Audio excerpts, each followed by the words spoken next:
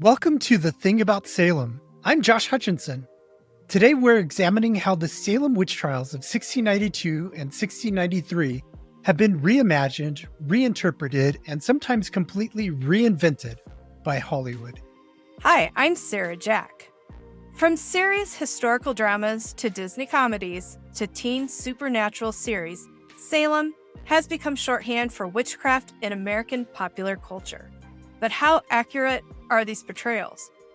And what do they reveal about our ongoing fascination with this dark chapter in American history? We can't cover all of the hundreds and hundreds of pop culture depictions of Salem in just 15 minutes. So we'll focus on a selection of films and TV shows that are emblematic of the treatment Salem has received over the decades. When did Salem pop culture start, and where do we begin our discussion of it? With the Crucible. Oh, wait. Was there something before the Crucible you just watched? I just watched Maid of Salem from 1937. The Maid of Salem, it's interesting. It features Fred McMurray and Claudette Colbert.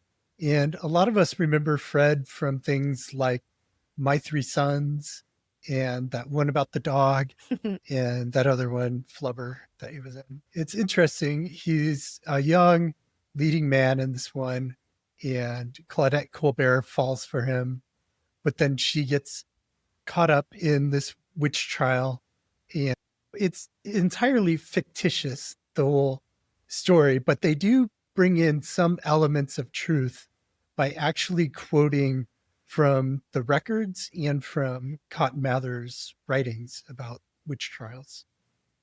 And then, as we mentioned, the Crucible, which is historical fiction, was really a statement about the political climate in the United States in the 1950s, as much as it was about a witch hunt. It's timeless lessons in not jumping to conclusions and pointing fingers at people without solid evidence. Those kinds of lessons, they still are good for today, and we can still get a lot of value out of the Crucible. Unfortunately, a lot of schools use the Crucible as a substitute for the real history lessons. Jumping all the way to 2003, there was a production called Salem Witch Trials. It was an American-Canadian miniseries starring Kirstie Alley and Alan Bates. And the aim of this production was for historical authenticity while adding dramatic elements. And it was dramatic. It is dramatic. It is dramatic, but the story that it's based off of, the Salem Witch Trials, highly dramatic event, I'd have to say. But Hollywood's relationship with Salem took a much more playful turn. Enter Disney magic, and one that's about Salem, or at least set in Salem and features the Salem Witch Trials, is Hocus Pocus, the hilarious Disney romp featuring Bette Midler, Kathy Najimy, and Sarah Jessica Parker, who is a real Salem Witch Trial descendant of Esther Elwell of Gloucester. That movie is so hilarious. I watch it every single year. Can't get enough of it.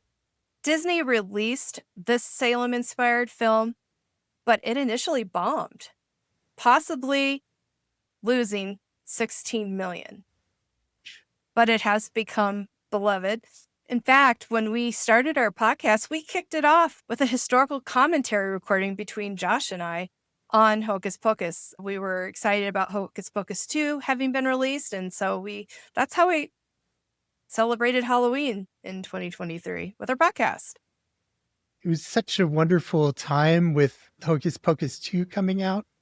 I absolutely love so many fun things in these movies, but it basically follows this villainous comedic trio of witches who are inadvertently resurrected by a teenage boy in Salem on Halloween night when he lights the black flame candle.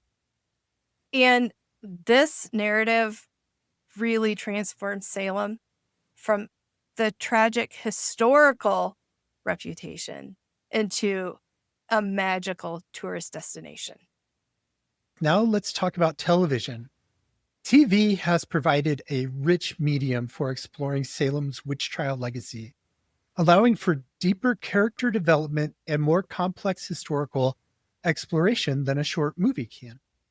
I don't know if you're like me, but I grew up watching Bewitched and laughing at the antics of Samantha's family, but they did take on some serious issues, and one of them was the Salem Witch Trials. Season 7, they went and they filmed 8 episodes in 1970 because a fire had shut down the Hollywood set. When you're watching those episodes, you get to see them tour the House of the Seven Gables and criticize the logo. I love that part when they roll into town and her mother and her are just like, well, this isn't going to do. And you are expecting, well, maybe because in modern times, there could be criticism to the logo if you're wanting to feel more of the history aesthetic versus the pop culture aesthetic. But you expect when they changed the logo, maybe to take the witchiness away, but they just made her cuter. And so in one of the episodes, they actually go back in time to 1692 Salem and have a witch trial. You think that maybe Samantha's going to get tried?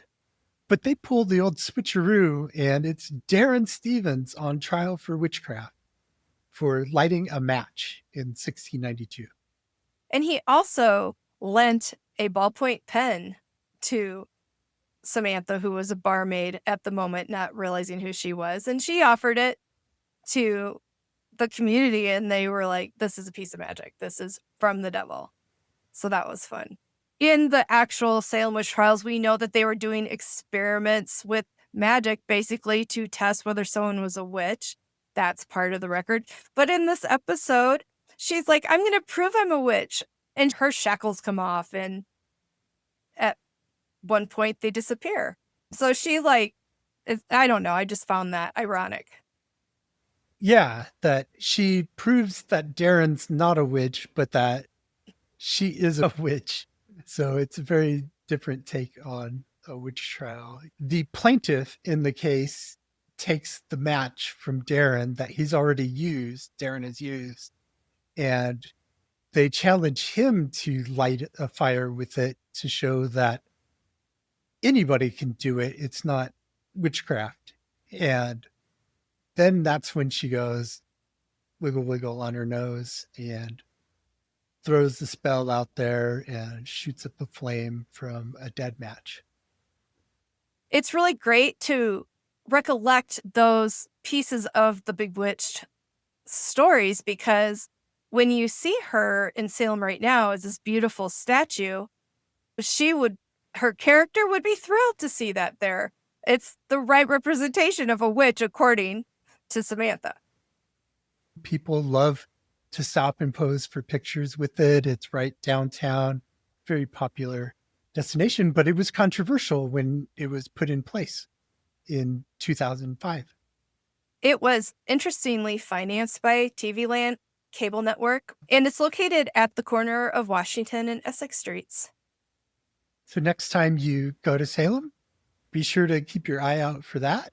And Bewitched isn't the only show that decided to have a witch trial in Old Salem. In Sabrina, the Teenage Witch, the Sabrina character actually goes on a field trip with her class, and they have a mock witch trial. The teacher hands out cards in envelopes to all the students and says that some of you are going to get a card that says witch, and the others of you are to determine who is the witch among you and try them and see if you've got the right person. So they try Sabrina's friend Jenny and put her through this real trial. One of the other girls gets real mean and just starts acting like she's an afflicted person and blaming everything that she's seeing, all these terrible specters tormenting her, that she's seeing, she's blaming on Jenny. And then Sabrina steps in to try to help her friend, and she gets caught up in it. And in the end, I don't know if they learn a lesson or not. So we definitely need to mention the chilling adventures of Sabrina, but we are working on episode completely dedicated to that story. So we'll just touch on her.